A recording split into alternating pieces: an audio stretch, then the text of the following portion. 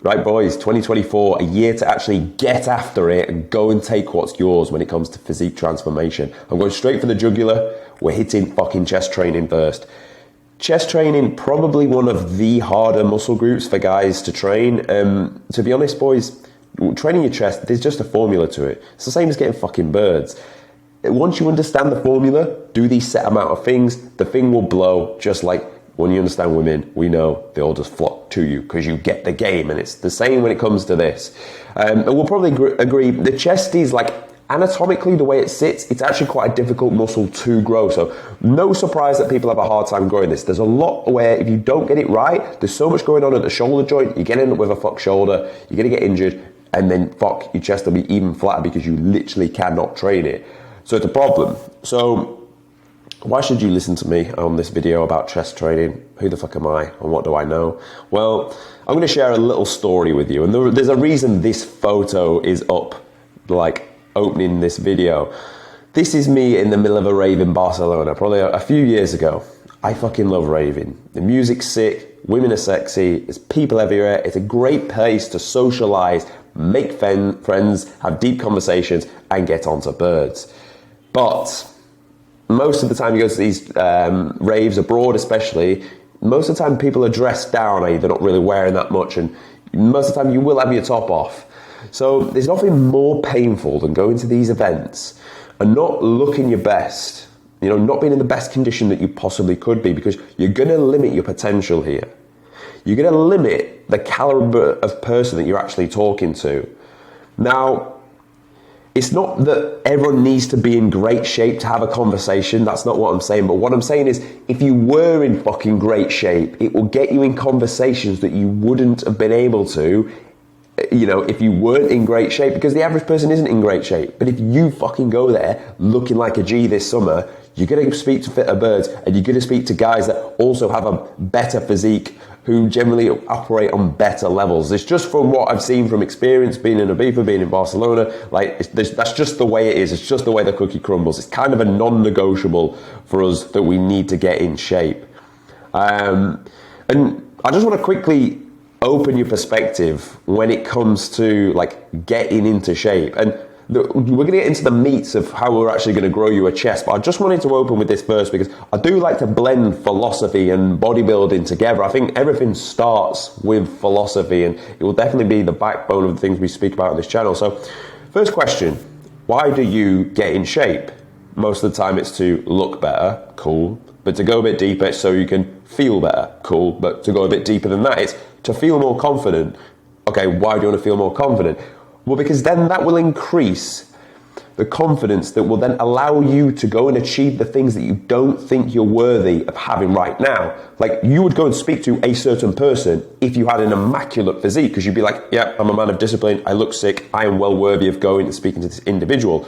That's one thing. Another, like, it could be business, it could be going to like a new country. When you are more confident, you will go and take what you want. And when you're not, you will wait till you feel like you are worthy to go and do that. So procrastinating on like building a sick physique really doesn't make sense, because would you like to live life in as long of a confident state as you possibly can? Of course you would. You will go and dominate and do more things. So then the question really is, like, what the fuck are you waiting for? Like, live fast, do not wait. Go and take this physique, and then go and take what the fuck you want out of life. Do not piss about and wait anymore. So that was a point I wanted to mention. And just to show you like how my chest training has gone over the years, we started flat as a fuck. Look at that, that is like a pancake. And honestly, like, I was training chest when I was doing this. Believe me when I say I was. Yeah, still flat. This is only like 18 months ago. And then we started to add some traction. This is a more recent photo. Chest actually starting to grow. I've been implementing, the reason I wanted to put this photo in is I've had a good like 6 to 8 months of actually implementing the way to train the chest. I've also experimented, messed around with a few things, seen what didn't work, seen what did, logged and recorded it, and this is why we can talk about it. Now we at this point here where, and the reason I chose this photo to show you is like, you can see the shadow underneath the pec, so it shows like how much definition has come on within the chest. And like, I get comments all the time like, fucking hell, that physique's amazing. Like, it's good. It's nice, but we're here to build on it. We're here to always continue building. It's not that I'm unhappy with how I look. It's that I'm very happy, but I always want more because we always want progress. That's literally why we do it. The goal, there's no end destination building physique. The goal is to just do it every day because we fucking love it and we love the outcome and the rewards of it. So we're going to get into the meat of the video, and I'm going to break this down for you now on how we're actually going to train our chest. So I'm going to start off with the exercises I recommend you use. There's just 3, and you kind of like switch up the variants as you go through. So the first one I would always open with is some form of a cable fly, a pec deck, whatever you've got available to you. And I'm just going to get my pen out and start fucking drawing things because easier for you to understand, isn't it? So let's start off with a little bit of anatomy. The chest starts here, and the fibers run across like this. Obviously not like this, but you get the point. And they insert onto here, your humerus, your upper arm. And the function of the chest is to drive your upper arm closer towards the midline of the body. That is the function. It wants to pull this way. So with that in mind, the worst thing you could do when you perform this exercise or any chest exercise is to think about contracting the load from your hands. And naturally that is what you would do because that is what you're holding on to. But when you do that, the tension from here, trying to close the angle as you come in, look, try to drive, boom, boom, boom, boom, boom, from the hands, you're going to end up putting that tension on your shoulders. Of course you are, because it's on here. If the chest is not up, the tension is going to shift onto your shoulders and your delts will blow. Your chest, you'll feel it a little bit, but if you cave that fucking chest in, not a chance you're going to get any form of adaptation, any stretch whatsoever. So this is how I want you to see chest training from literally this very moment forward. I want you to imagine that your arms have basically been cut off at your elbow, because however you move that upper arm, what's this going to do? It's going to fucking follow. Of course it is. It's not going to stay there, is it? You're going to snap your arms in half. Obviously not. And we know that we need to drive our upper arm across our body. Remember, we want to drive the 2 points, the origin and the insertion, together. That is how you would contract the muscle. Remember, we're not weightlifting. We're not moving the weight from A to B. We are contracting the muscle. We are shortening it and stretching it under load, and that is how we can get stimulus and get it to grow. So very, very quick points. Keep the sternum up. And I say the sternum because that's the bone there. If people say chest up, they'll like arch a bit. Think of the sternum bone that literally sits underneath the chest. Stick that right up. Keep the shoulders back, and then drive the inside of your arms or your biceps together. And you almost feel like you're hugging a tree.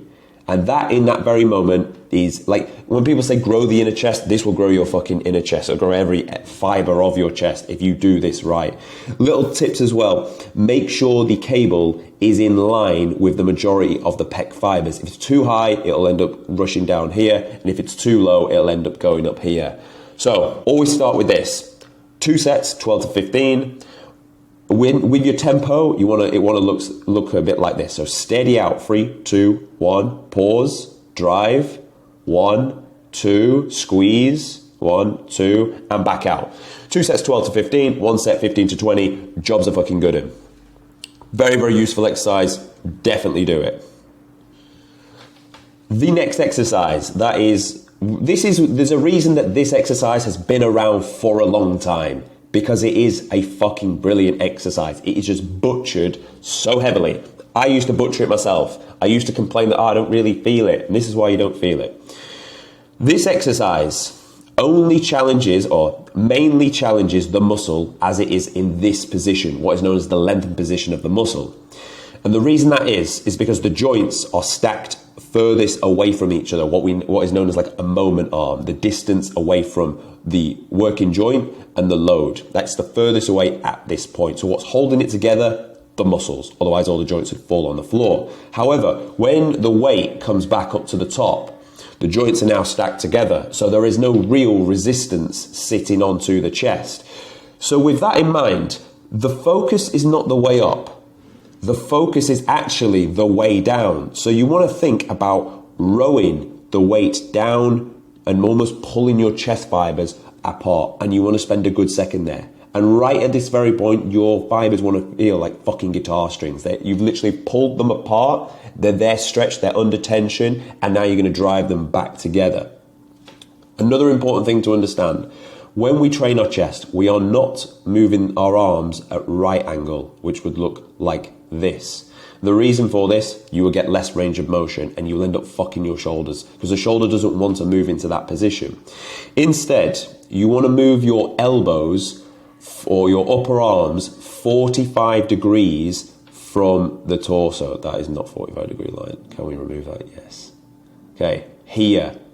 All right, not out here. They want to be here. And the reason for this, you can get more range of motion. If you can go deeper, you can stretch the fibers more, you will get more gains. Beautiful. And you won't fuck your shoulders in the process. So, when you perform this exercise, we've understand now, we're going to pull the weight apart, we're going to pause at the bottom, and to come back up, we're going to go the exact way we came down. We're not pressing the load upwards in this direction. Oh no, we're not. Instead, we're thinking about converging the weight back across our chest, almost like a fly. And where are we going to converge it from? The upper arm. Remember, everything above the upper arm, we disregard it. It's going to move anyway. We just need to think about clapping our upper arms together. Everything moves from the upper arm like so. I want to skip towards the end of this set just to show you that we need to be training with fucking intensity. Okay, so let's get towards the end here. Still controlling the tempo, drive the upper arms across the body, take the set to fucking failure. When we're training this, you're looking at like a top set, 6 to 8, and then a back off set, 12 to 15. Gains all round. Then the final exercise I'm going to discuss is some form of a machine chest press. So we've hit the chest from a fly perspective, we've hit it from an incline. Incline is a very, very much needed exercise, but we're also going to hit it from a flat perspective. The reason I've chosen the machine is because as you would press the load up here, let's go, less faces, more pressing. Okay, the distance, let me move my face, maybe not. The distance here from where the load is to where the axis point on the actual machine is different. So this actually targets the chest in the shortened position, the opposite of what it would do in the lengthened position from the dumbbell. So you should do both. And the beauty of the cables, it will do all of it. If you haven't got a machine, you can use a cable stack that would literally replicate this. And the same principle is going to apply. You're still thinking about pulling that upper arm back behind the body. And again, we're driving from that upper arm, converging across the chest. If you haven't got this, then use a Smith machine. The Smith machine is like a dumbbell. It will still hit the chest in the lengthened position. Now, the only thing I would say is when you do your chest training, alternate. You're going to hit it twice a week, aren't you? So every session you would hit the flies to start with or the pec deck. And then if you did incline dumbbell, then you would do flat machine press and vice versa. On the next session, you would do flat dumbbell and then incline machine press to give you a full flavor of all. Remember, we're applying progressive overload and we are driving these sets to fucking failure. Of course you are, or the chest will literally not grow. Like, don't take the only doing the coaching cues is enough. It's very important. It will make gains. You have to take the set to fucking failure. Do not mess about with this. The amount of videos I see from clients, I'm like, you could have trained more. You could have got more out. And there's no time to be wasted. When you're going after what the fuck you want with your physique, every rep is counts. Every rep is fucking war. So get after it and go and take what you want. So, summarizing. Key coaching points when we're blowing up our chest. Think about the anatomy, think about the origin insertion, stretch, shorten, bring the two together. We cut off our upper arm and we just think about driving the biceps together and away from each other. Apply good tempo, time and attention, and you'll be in a good space. If you found this video useful, hit the like, hit the subscribe, follow me on Instagram, and there's more Gen coming out on physique transformation for this year. So thank you for tuning in, and we'll see you later, brother.